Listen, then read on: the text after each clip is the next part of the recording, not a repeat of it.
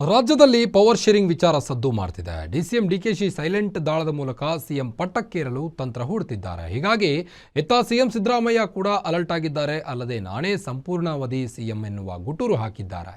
ಇದರ ನಡುವೆ ಸಿಎಂ ಸಿದ್ದರಾಮಯ್ಯ ಬೆನ್ನಿಗೆ ಅಹಿಂದ ನಾಯಕರು ಪಕ್ಷಾತೀತವಾಗಿ ಬೆಂಬಲಕ್ಕೆ ನಿಲ್ಲುವ ಮೂಲಕ ಬಹುಪರಾಕ್ ಹಾಕಿದ್ದಾರೆ. ಸಿಎಂ ಸಿದ್ದರಾಮಯ್ಯನವರೇ ಸಂಪೂರ್ಣಾವಧಿ ಸಿಎಂ. ಪಕ್ಷಾತೀತವಾಗಿ ಸಿಎಂ ಸಿದ್ದರಾಮಯ್ಯ ಪರ ಬಹುಪರ. ಸಿದ್ದರಾಮಯ್ಯರ ಬದಲಾವಣೆ ಮಾಡಿದ್ರೆ ಹೋರಾಟಕ್ಕೆ ಕರೆ.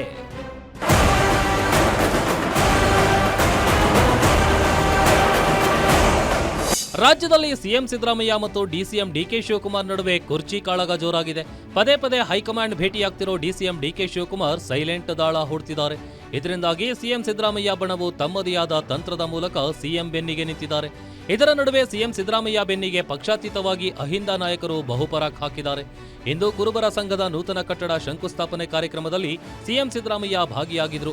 ಈ ಕಾರ್ಯಕ್ರಮದಲ್ಲಿ ಜೆಡಿಎಸ್, ಬಿಜೆಪಿ ಹಾಗೂ ಕಾಂಗ್ರೆಸ್ನ ಜನಪ್ರತಿನಿಧಿಗಳು ಪಾಲ್ಗೊಂಡು ಸಿಎಂ ಸಿದ್ದರಾಮಯ್ಯಗೆ ಜೈ ಎಂದರು. ಸಿಎಂ ಸಿದ್ದರಾಮಯ್ಯ ಅವರನ್ನ ಬದಲಾವಣೆ ಮಾಡಬಾರದು, ಸಿಎಂ ಸಿದ್ದರಾಮಯ್ಯ ದೇವರಾಜ್ ಅರಸು ಸಾಧನೆ ಸರಿಗಟ್ಟಬೇಕು ಅನ್ನೋ ಕೂಗು ಕೇಳಿಬಂತು. ಅಲ್ಲದೆ ಇದೇ ವೇಳೆ ಮಾತನಾಡಿದ ಬಿಜೆಪಿ ಮಾಜಿ ಸಚಿವ ವರ್ತೂರ್ ಪ್ರಕಾಶ್, ಸಿಎಂ ಸಿದ್ದರಾಮಯ್ಯ ರಾಜಕೀಯ ರಿಟೈರ್ಮೆಂಟ್ ತೆಗೆದುಕೊಳ್ಳಬಾರದು, ಒಂದು ಬದಲಾವಣೆಗೆ ಮುಂದಾದ್ರೆ ಹೋರಾಟಕ್ಕೆ ಸಿದ್ಧರಾಗೋಣ ಎಂದು ಕರೆ ನೀಡಿದ್ರು. ಇದು ನಮ್ಮೆಲ್ಲರಿಗೂ ಹಿರಿಮೆ. ಇಂಥ ಕಾರ್ಯವನ್ನು ಮಾಡಿದಂಥ ಸಿದ್ದರಾಮಯ್ಯನವರು ಇವತ್ತು ಏನು ಒಂದು ರೆಕಾರ್ಡ್ ಮಾಡ್ತಾ ಇದ್ದಾರೆ. ಹಿಂದೆ ದೇವರಾಜ ಅರಸರು 6 ವರ್ಷ ಅಧಿಕಾರವನ್ನು ಮಾಡಿ ಜನದ ಮನಸ್ಸಲ್ಲಿ ಇವತ್ತಿಗೂ ಉಳಿದಿದ್ದಾರೆ. ಸಮಾಜದ ಚಿಂತನೆ ಇರ್ತಕ್ಕಂಥವ್ರು, ಶೋಷಿತ ಸಮಾಜದ ಚಿಂತನೆ ಇರ್ತಕ್ಕಂಥವ್ರು ಯಾರಪ್ಪ ಅಂತ ಹೇಳಿದ್ರೆ ಅದು ದೇವರಾಜ ಅರಸರ ನಂತರ ಇವತ್ತು ಸಿದ್ದರಾಮಯ್ಯನವರು ಆ ಸಾಲಿನಲ್ಲಿ ನಿಂತಿದ್ದಾರೆ, ಆ ಕೆಲಸವನ್ನು ಮಾಡ್ತಾ ಇದ್ದಾರೆ ಅಂತಕ್ಕಂಥ ಹಿರಿಮೆಯನ್ನು ವ್ಯಕ್ತಪಡಿಸ್ತಾ, ಸ್ವಾಮಿ ಇನ್ನೊಂದು 2-3 ಕೆಲಸ ನಮ್ಗೆ ಮಾಡಿದ್ರಿ, ನಾನು ರಿಟೈರ್ಡ್ ಆಗ್ತೀನಿ ಅನ್ನೋ ಮಾತನ್ನು ತಾವು ಹೇಳ್ಬಾರ್ದು. ನಿಮ್ಮ ಪ್ರಾಣ ಇರೋವರೆಗೂ ಕೂಡ ಈ ರಾಜ್ಯದಲ್ಲಿ ಮುಖ್ಯಮಂತ್ರಿ ಕಂಟಿನ್ಯೂ ಆಗಬೇಕು ಅಂತಕ್ಕಂಥದ್ದು ನಮ್ಮ ಆಸೆ. ಇದ್ರ ಜೊತೆಯಲ್ಲಿ ನಾವೆಲ್ಲ ಕೂಡ ನಿಮ್ಗೆ ತ್ಯಾಗ ಮಾಡ್ತೀವಿ. ವಿಶ್ವನಾಥ್ ಇರ್ಬೋದು, ರೇವಣ್ಣ ಇರ್ಬೋದು, ವರ್ತೂರ್ ಪ್ರಕಾಶ್ ಇರ್ಬೋದು, ನಾವೆಲ್ಲ ತ್ಯಾಗ ಮಾಡ್ತೀವಿ. ನೀವು ಗಟ್ಟಿಯಾಗಿದ್ದಂಗೆ ನಿಮ್ಮ ಮಗನ ಮುಖ್ಯಮಂತ್ರಿ ಮಾಡ್ಬೇಕು. ನೀವು ಹೆಂಗೆ ಅಂತ ಹೇಳಿದ್ರೆ, ಇಲ್ಲ ದಯವಿಟ್ಟು ಕೇಳ್ರಿ, ಸಿದ್ದರಾಮಯ್ಯನವರು ಸೀರಿಯಸ್ ಆಗಿ ಆಲೋಚನೆ ಮಾಡ್ಬೇಕು. ಯಾಕಂದರೆ ನಾವು ದೇವೇಗೌಡರಿಗಿನ್ನ ಕಮ್ಮಿ ಏನೂ ಇಲ್ಲ. 100 ಜನ ದೇವೇಗೌಡರು ಹಾಕಿದ್ರೆ ಒಬ್ರು ಸಿದ್ದರಾಮಯ್ಯ, ಅದು ನನಗೆ ಗೊತ್ತು. ಸಿಎಂ ಸಿದ್ದರಾಮಯ್ಯ ಕೇವಲ ಒಂದು ಸಮುದಾಯದ ನಾಯಕರಲ್ಲ, ಸಿಎಂ ಸಿದ್ದರಾಮಯ್ಯ ರಾಷ್ಟ್ರದ ಅಹಿಂದ ನಾಯಕ. 2 ಬಾರಿ ಸಿಎಂ ಆಗಿರೋ ಸಿದ್ದರಾಮಯ್ಯ ಎಲ್ಲಾ ವರ್ಗಗಳಿಗೂ ಕಾರ್ಯಕ್ರಮಗಳನ್ನ ಕೊಟ್ಟಿದ್ದಾರೆ.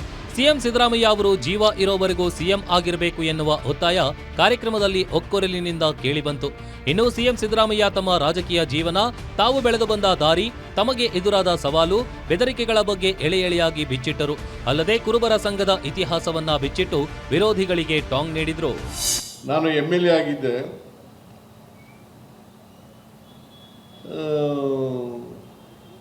ಬಂದು ನನಗೆ ಎದುರಿಸೋಕ್ಕೆ ಶುರು ಮಾಡದ.